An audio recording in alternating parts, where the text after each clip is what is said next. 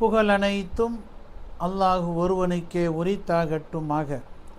அன்னலம் பெருமானார் ஸல்லல்லாஹு அலைஹி வஸல்லம் அவர்களின் மீதும் அவர்களை பின்பற்றிய சங்கைக்குரிய சஹாபா பெருமக்கள் அனைவர்களின் மீதும் நம் அனைவர்களின் மீதும் அல்லாஹுவின் அன்பும் அருளும் என்றென்றும் நீடித்து நிலைத்திருக்கட்டுமாக.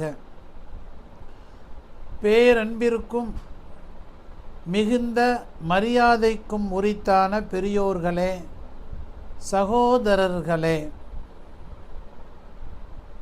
அண்டை வீட்டாரை பற்றிய சில கருத்துக்களை தங்களோடு பகிர்ந்து கொள்வதில் மிக்க மகிழ்ச்சி அடைகிறேன்.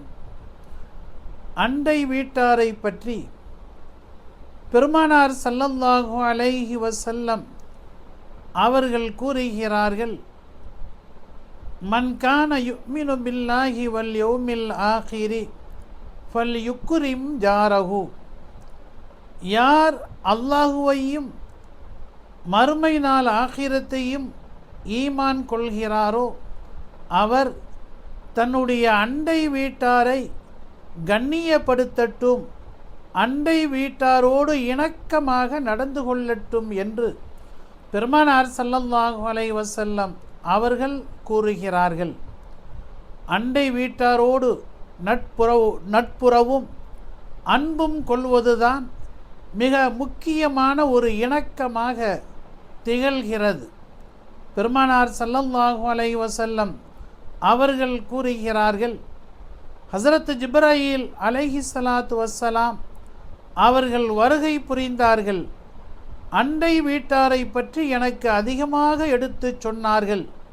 எந்த அளவுக்கு என்றால், என்னுடைய சொத்தில் அவர்களுக்கு பங்கு கொடுக்க சொல்வார்களோ என்று நான் எண்ணுகின்ற அளவுக்கு அண்டை வீட்டாரின் முக்கியத்துவத்தை, அவர்களுக்கு செய்ய வேண்டிய கடமைகளை, அவர்களுடைய மகத்துவத்தை பற்றி எனக்கு எடுத்துரைத்தார்கள் என்று பெருமானார் ஸல்லல்லாஹு அலைஹி வஸல்லம் அவர்கள் சொல்லி காட்டுகிறார்கள். அண்டை வீட்டார் பசித்திருக்க தான் மட்டும் வயிறார உண்ணக்கூடியவன் உண்மை முஃமின் அல்ல என்றார்கள் பெருமானார் ஸல்லல்லாஹு அலைஹி வஸல்லம் அவர்கள்.